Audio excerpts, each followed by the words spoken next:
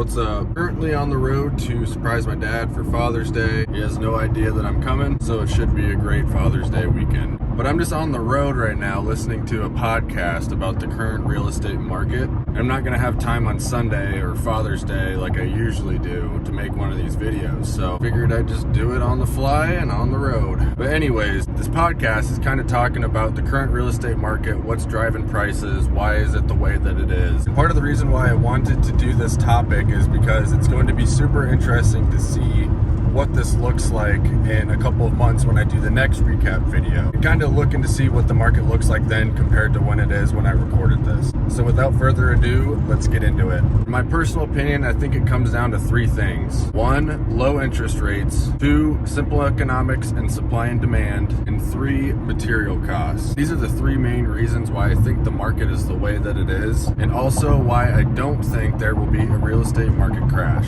So 1, because interest rates are so low, this opens up the door for a much larger pool of buyers that otherwise wouldn't be able to purchase a home. And when rates hit their all-time lows is when COVID was really at its peak. This kind of resulted in a large pool of sellers that just didn't feel comfortable allowing people into their home during a pandemic, which is 100% warranted, especially way back when we had no talks of a vaccine or anything like that. And then 3, with the material costs, because of COVID, a lot of people lost their jobs or stopped working voluntarily. And now new construction and builders are struggling to keep up with the already huge increase in demand, while simultaneously a bunch of new buyers entered the market and simply just cannot build homes fast enough. So unless these three things change in the opposite direction, unless rates increase and cuts out a chunk of buyers, or until more homes enter the market or bring that supply closer to the demand, or miraculously more homes are built,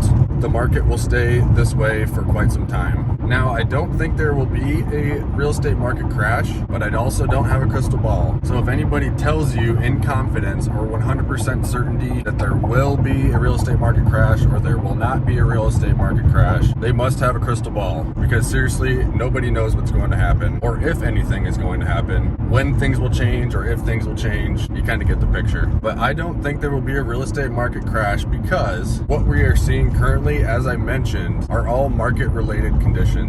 It's not like back in 2008 when the banks were giving out crappy loans, giving out loans to people that should not have been getting loans. Since 2008, the banks have gotten so much more strict, so many more layers that buyers have to go through in order to get a loan now. It's not a financial thing. Personally, I think it is mostly just market related, and the fact that people aren't listing their homes, more people are qualifying for loans with these lower rates the right way, and with materials being so high, builders not being able to build homes fast enough. I think just as any other market spike or market drop, things will level out. It might happen all at once, it might not. Could it? Sure. Will it? I don't know. But whether you're buying or selling in the next 12 months, I think it's important to understand why the market is the way that it is, and when that time comes to buy or sell, how you can approach that situation, knowing why things are the way they are. But anyways, I hope this was helpful for you. I would be happy to dive a little bit deeper into this if you have any questions on it. Shoot me a text, give me a call, shoot me a DM, and I'd be happy to help you in any way you see fit. Thanks for watching. I'm about 5 minutes away from surprising my dad, so probably going to be watching this video on Monday. So I hope everybody had a great Father's Day, and